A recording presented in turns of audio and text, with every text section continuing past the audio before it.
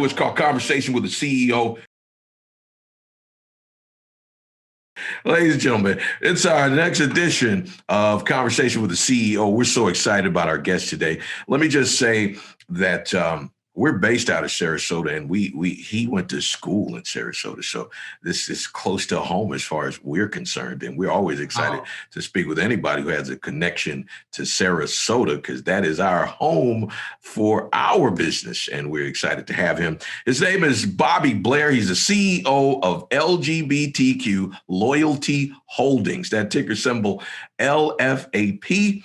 He is a former tennis professional. He was a junior phenom. Probably have some records that maybe still exist, speaking of it, when he was doing that. He is also the author of the book, Hiding Inside the Lines.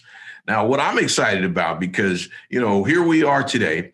We're in America after the pandemic, and a lot happened during the pandemic, particularly just giving equality to everyone involved. And he played tennis, like he said, and kept it a secret, didn't tell anybody for a long time, and waited until he was 40 years old before he decided to let everyone know, hey, I need to tell you guys, I'm gay. No, let's let the cat out the bag.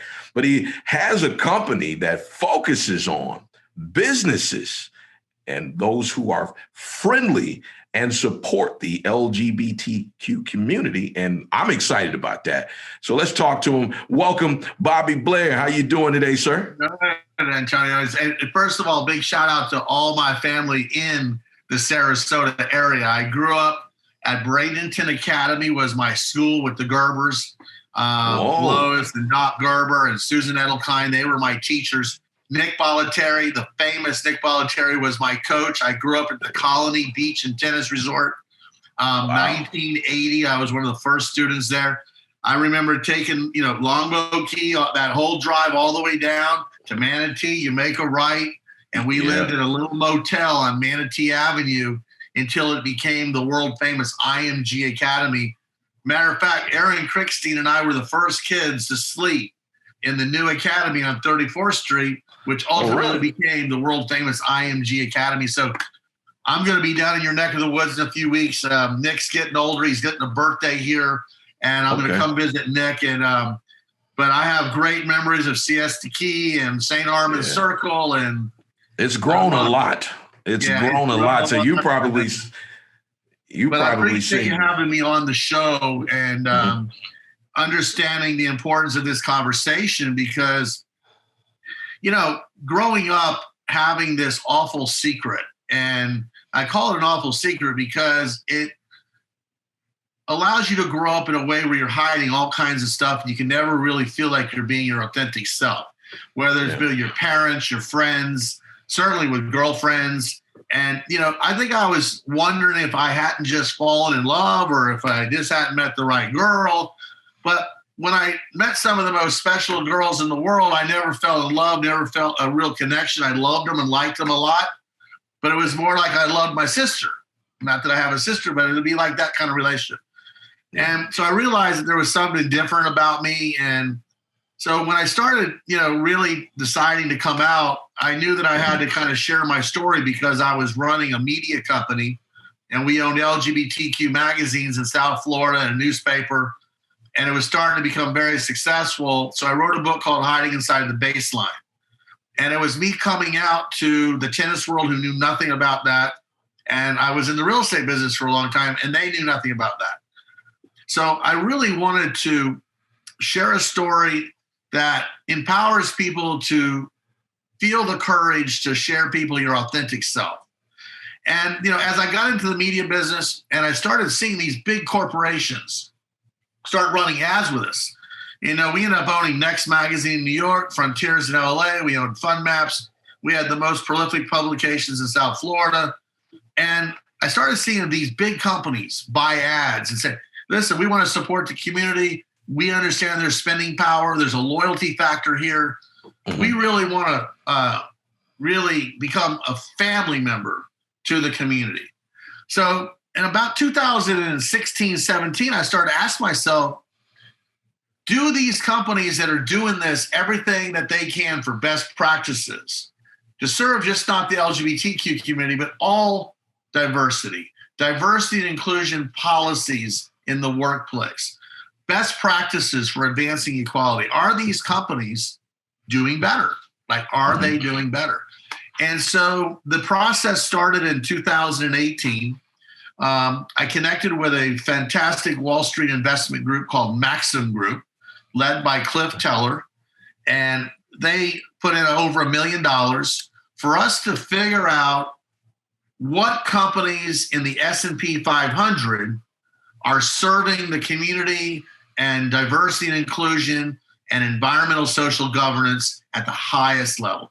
So we spent a ton of money, and what we did that's different than anybody's ever done before that's launched a financial product, we polled and surveyed our community. We sent out 150,000 emails by Harris Poll, one of the most respected polling companies in the world. And we got thousands of people to answer a 25-minute survey. What's your favorite companies? Who embraces you? Who speaks to you the way you want to be spoken to? Who's engaging you? Who's encouraging you to buy their brands, products, or services? So we ended up in 2019 launching an index on the New York Stock Exchange. Okay. And it was the 100 best companies from the S&P 500. And that performed incredibly well. In the past 12 to 18 months, it's about a 46% return. Wow. And more interestingly, we outperformed the S&P by 6%. So what that means is that our 100 companies earned a 6% better return than all of the rest of the S&P 500 companies that did not make our list. So what we proved is equality best practices in America workforce by hiring practices, widening the net to wanting to hire the best talent, not having any discriminatory type hiring practices. Oh, we need so many of this and so many of that. None of that. Hire the best. HR practices for insurance, you name it. We found the 100 and we proved the 100 are damn good. So then we said, okay, we've got a great product here. So now we'll launch an exchange traded fund, ETF. And oh, by the way, we're doing all of this under the umbrella of LGBTQ Loyalty Holdings, Inc., stock symbol LFAP. It's an OTC publicly traded company with the most dynamic LGBT board in the world. And I can say that without any reservation. Barney Frank, former Massachusetts congressman for decades, the great Martina Navratilova, who's been an advocate for women's rights and equality for years, one of the greatest athletes of all time, Billy Beane from Major League Baseball. We've got now Andrea Brianna, who was at the forefront of Huffington Post. She was the chief technology officer, now runs Rebel Mouse, one of the top digital marketing firms in the world. And she is transgender and just joined our board this week. Wow. This is the first, right? This is the first for transgender on the board, right? Yes. First transgender on our board. And I'm telling you, world champion, superstar, technology genius, and really helped Huffington Post become who they are today, and now runs a prolific business and will be hugely instrumental to us in our technology, our data mining, how we take our data and provide our data to corporate America so we can show them the path. Like, there's a roadmap to excellence in equality, and we have that special sauce that we think helps companies get better. It's no different than tennis. You go to Nick Bollettieri, you're going to get better tennis. You're going to be a better tennis player. So, we love that she's joined us. Robert Toll, he's a legend in the ETF world. And so we partnered with Procurement, and Bob Toll sits on our board. Orlando Reese, who ran Pride Media, advocate out. He was with Martha Stewart Living. He's now top executive at Univision. So we've built this incredible team of diversity within our community, but they're the world champions. And so that's the company that then, sponsored the launch of this ETF based on our successful index. Because remember, this index and the ETF are parallel. How the index performs is how the ETF will perform. So, because they're the same 100 companies and they're all weighed the same, everything's the same. So, about 6 weeks ago, we launched the ETF.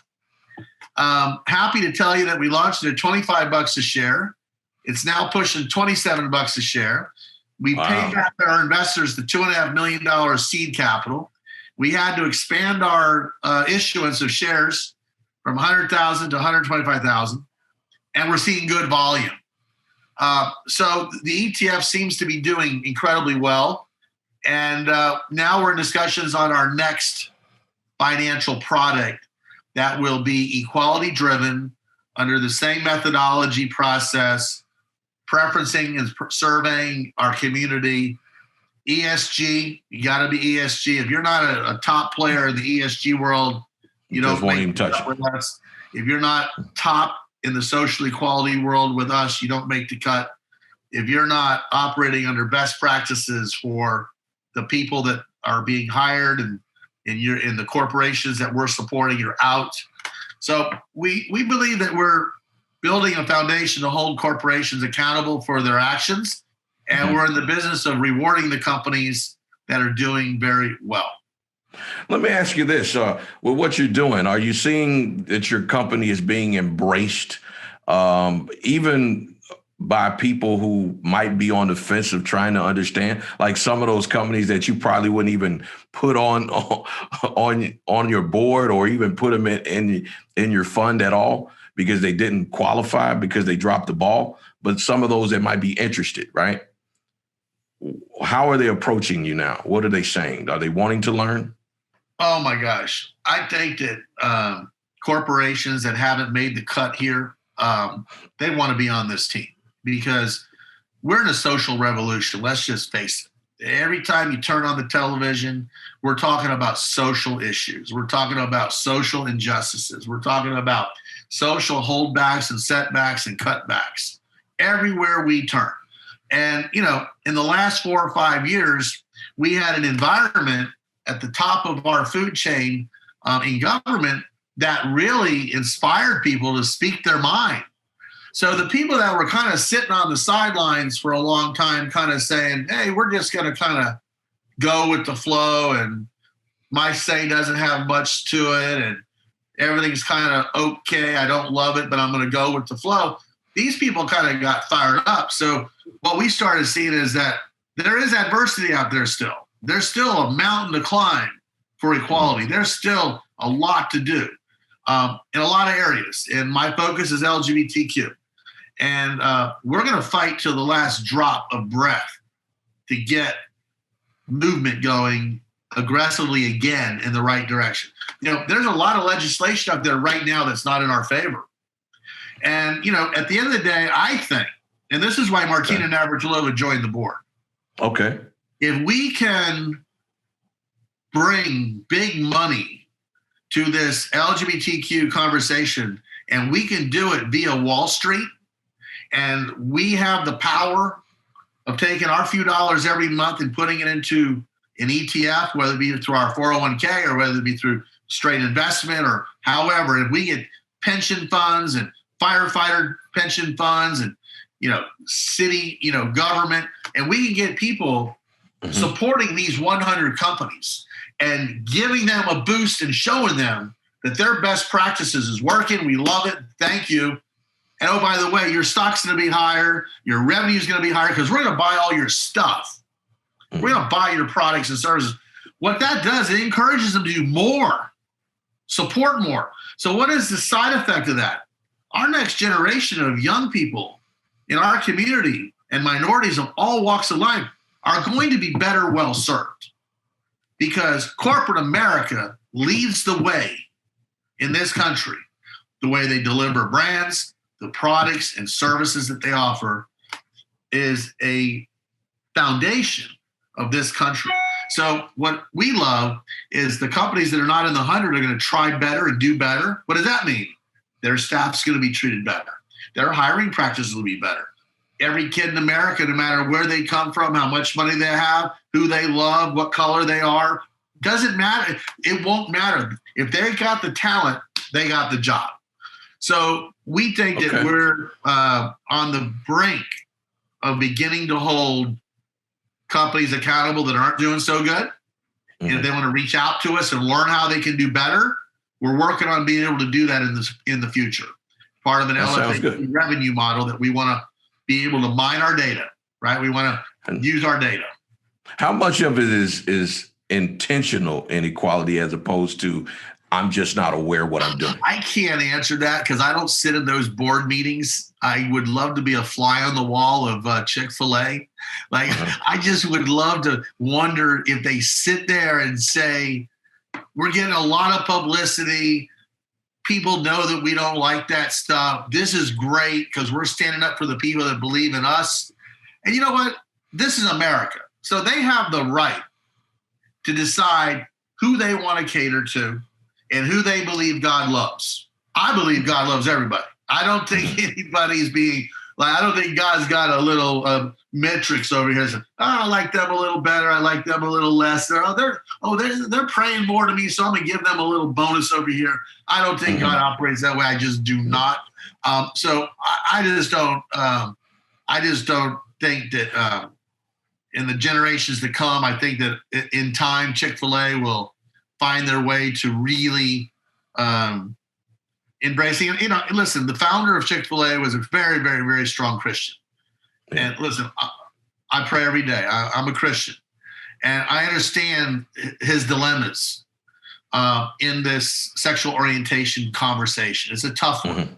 But it's not tough for me because I know God didn't make me any other way than he wanted me to be. And so hopefully they'll get that. And Chick-fil-A will become an advocate to equality in every way. And I think they do a lot of good in a lot of ways today. They're just not doing a lot of good in what we care about. Okay, gotcha. Now, I've heard the conversation that it's not that they have any issues with you as a person per se, right? They just can't support what you do. Like they love you, but they don't love, right? Is that, how do you respond to that? And their I'm just glad they love me a little bit. Listen, I feel it's such a hard conversation because I respect everybody's opinion to have an opinion. Everybody in this country, that's what makes America great. We can all have our thoughts. I know people are sitting there listening to me right now. Oh, he believes in God. Well, he uses God as a crutch. Or, there's people that, I hope they'll still love LFAP though. I still hope that they'll love the fact that if their daughter is, LGBTQ, they're going to support their daughter by, buying some of the ETF shares and by supporting brands and products that serve her principles and values to how she can live her best life. So, I think that I feel bad that we're still having this conversation, but I think that at some point in the future, companies like that will find their way. They'll realize that we're all equal and our religious beliefs should not affect who, what, when, and where we hire the best of the best. And if they work for you, you treat them equal. You don't give a straight couple health insurance, husband and wife, when the husband's at work and the wife's at home taking care of the kids or working a job that doesn't offer insurance. You don't give them insurance collectively. And me, my partner, you say, no, you're going to have insurance, Bobby. Thank you. But your partner's not going to be insured. That type of stuff is not fair because my relationship is just as consequential and significant as the other relationship. So let me ask you this. Why do we find it as such a difficult line to draw in the sand in terms of the difference between what you feel personally or your values and your cores in terms of how we need to be fair to people, right? Because that seems to be the area that becomes difficult to discuss, right? Even if a person says, my beliefs don't support that, but you should be able to still turn around and say, but I don't want that person mistreated. He should get what I get on the job, just like anybody else. Yeah. People don't have those type of conversations, right? They kind of go, well, why are you that way? Or they turn it into something else, right? Am I correct? Or walk me through No, it. I think that you're absolutely correct in that it should stop at you work here, you put in your 40 hours a week, you're doing a great job, you're making a contribution, you're making the company better. That person should get whatever benefits that the next person's getting that's doing the same good darn job. So we just can't have this social inequality in the workplace. As is, we cannot. It's not fair. It's just not fair. And that's what it boils down to in simple. You can go up there and listen to the Congress and the Senate and all these great people, and they can talk all this language in very sophisticated lingo. I'd say what real simple.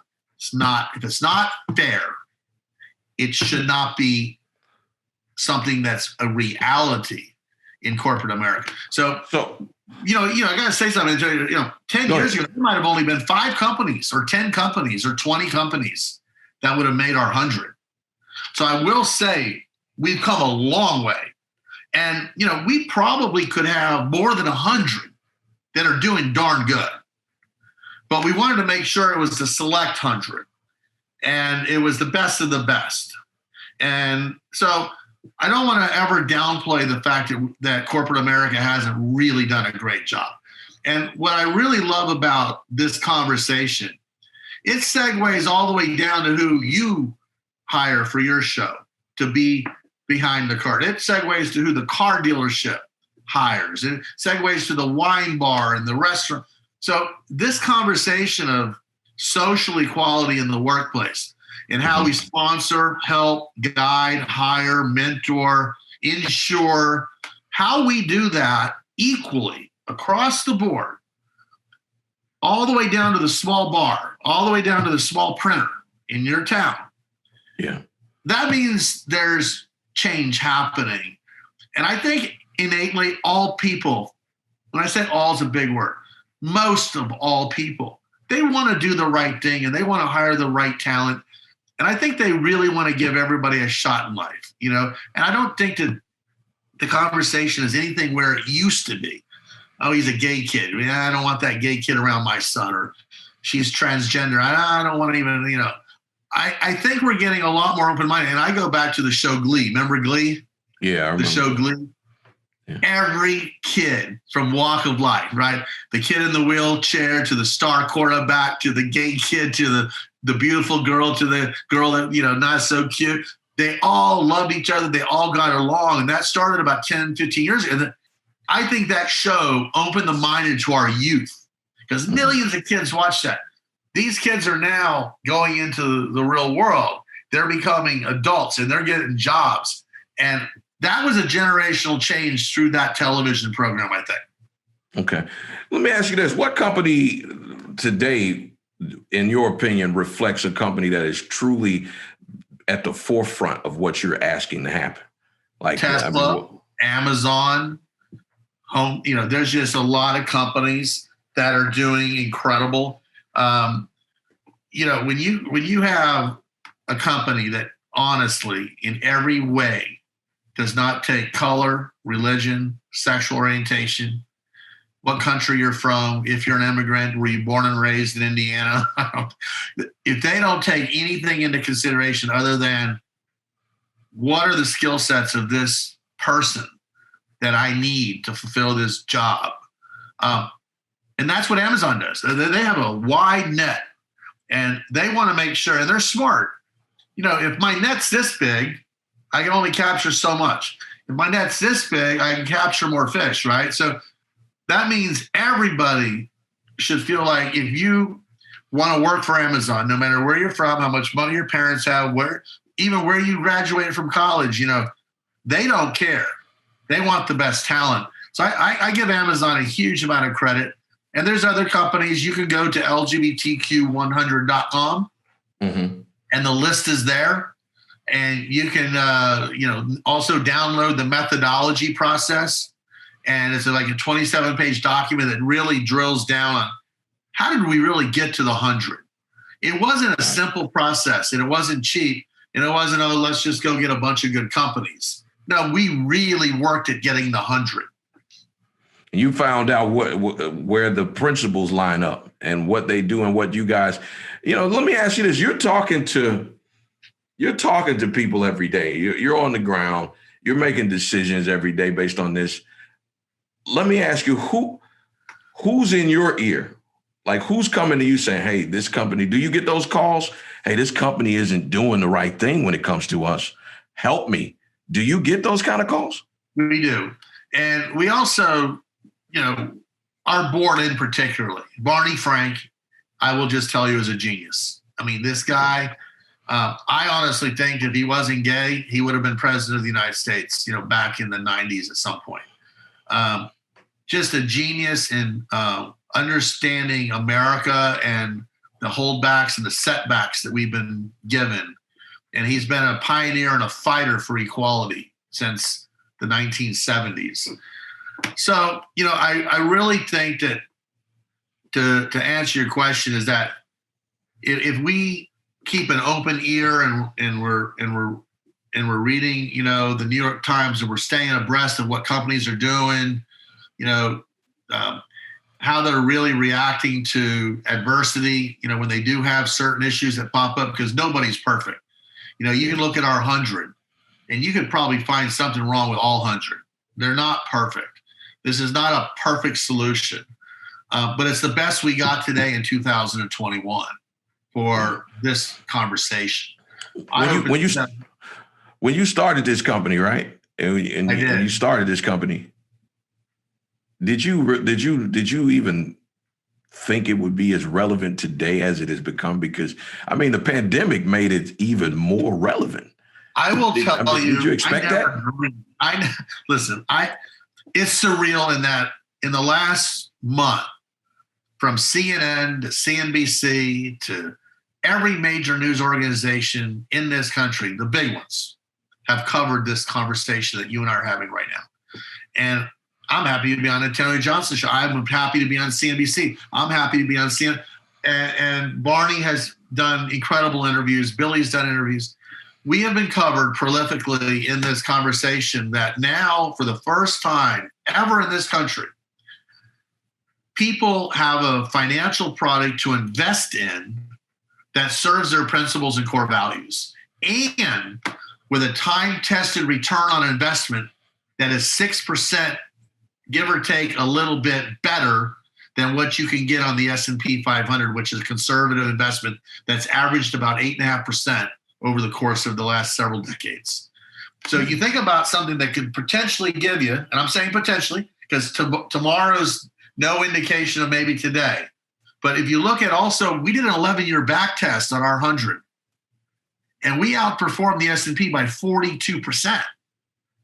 So on average, just about 4% better, our 100 over the rest over 11 years. And then over 18 months, we outperformed by 6%.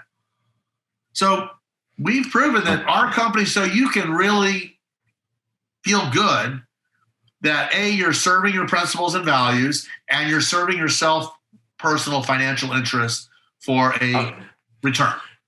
I'm glad you're going to go there. I need to ask this tough question because this was just brought up to me before, particularly because I like to try to find, because I don't see a whole lot of African-American CEO-owned companies that are publicly traded. So I personally like to try to invest in those as well and support those. And I was questioned, like, why would you support that, right? It's about the financials and how well the company's going to do. Don't put your values before, is this company going to make money? I want to ask you that question, right? The value of investing, like I have a son, my son, he's gay, right? And he would want to invest in your company because of how he's been treated, right? But someone would say to him, come on, that doesn't mean they're making money. Like, don't put your money and throw your money away. Right? Go just invest that and still have your values and fight the good fight of faith somewhere else. Talk to me about that, the line. I really am disappointed that someone would even bring that to you, because anybody that doesn't understand the power of making an investment in a financial vehicle that goes straight to the power of the corporations that they're investing in, and those corporations are now recognizing the power of their good deeds. and their best practices, which means anybody with two brains in their two common senses would say, double down on those policies, double down on that, double down on that. It's working. When things work, people tend to want to do more of it, right? Well, we've proven that these companies are doing better because what they're doing is working. So the idea that this is a charity or why would you invest in that? Listen, we've already proven that our index outperformed the S&P. Is that a future potential prediction for the future? No. But we also showed that for the last 11 years, we outperformed the S&P. So somebody that's thinking, okay, what's the likelihood of that happening going forward based on today's results and yesterday's results and yesteryear was pretty darn good investment potential. So the best way for you to make change is to walk the talk. And the way you walk the talk in getting corporations to serve your son better is to support the brands, products, and services that are serving his principles and values. And if we do that collectively and inclusively in all throughout the world, can you imagine the amount of social change that would take place in this country if the major corporations doubled and tripled down on what they're already doing well? Would they continue to invest and support certain legislation that's not favorable to your son's best interest? The answer is no. Why? Because our community won't support them. They won't give them a good polling and survey, which means they won't be on our list, right? So again, it's an accountability factor. It's a financial accountability factor. And you put your money where your mouth is, and that's how you make change. That's why Martina joined the board, as I said. She goes, if we can connect Wall Street to our Main Street community and our allies, by the way, because every single thing that my partner and I do, who's African-American, by the way, who's gay, obviously, is we have 200 friends. And if we tell them that Delta did something to us or certain hotel did something to us, which they haven't, but if they did, I promise you my 200 friends won't stay at that hotel. So that's what I convinced Maxim Group of. They said, oh, the community's small. It's only under 10%. A lot of them don't. Yeah, some have money, but still a lot don't. No, you're wrong. It's our allies like you that go to bat for us, who will not check into a hotel if they mistreated your son or you read about it in the New York Times or they're discriminating in the workforce. You're going to say, no. They're not getting my money. So the more we do that, and the more that we can bring this conversation to the forefront, and the more we can hold accountable our 100 to keep their game up and to create a competitive environment where you better keep your game on or you're going to be out and somebody else is going to be in. That's why we reconstitute every year. And if somebody kind of messes up, they have a 45-day window to fix it or they're out. So we have a whole board that manages that at Advancing Equality, our wholly owned subsidiary. Now, listen, I appreciate you for all your time that you've given us today. This has been a great conversation. I always like to ask each CEO who comes on this show to speak to someone who's interested in becoming a CEO. And to me, you have a couple of challenges that you can give some really solid advice. Number one, you're taking on something that a lot of people would probably be afraid to take on. And then you're just being a CEO in itself. So what advice would you give to someone who's saying, you know what, I want to be a CEO now. I want to run my own company. So let me go back to, and I hope this is fuel for anybody listening. I started out at 8 years old, and I wanted to be a tennis star. And I got pretty good. Number one in Florida, top 5 in the United States, beat a Wimbledon champion. But I tell you, I lost a heck of a lot more than I won. And the day I dropped my racket off in the bag to never play again, I needed a job. I needed to do something. And I will tell you, my circle of influence for young people is what helped me get to where I am today. Because I will tell you, did not graduate from college. I don't have any degrees whatsoever. I got the degree of hard work, dream big, make sure that my circle of influence are nothing but all-stars. Do not hang around negativity. Do not, do anything other than try to be with winners who are winning. And so I'm that guy that's a CEO that doesn't have the pedigree. As a matter of fact, I get, roughed up by other people that are not on my team that are competitors. How's he do this? He didn't go to college. He's not from Harvard. He didn't what happened? So what I did do though is I always seemed to have a good idea that was relevant for the time in my life. And then I was generous in bringing in somebody that was smarter than me that could execute the idea. And I feel like I was generous to give them a piece of the action that awarded their time. So it was team building.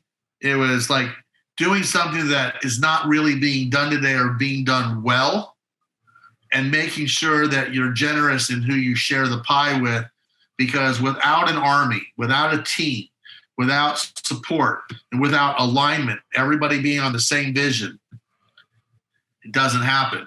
So I encourage anyone to start your business. So listen, I always believe this too, and this is true. Money finds a good deal.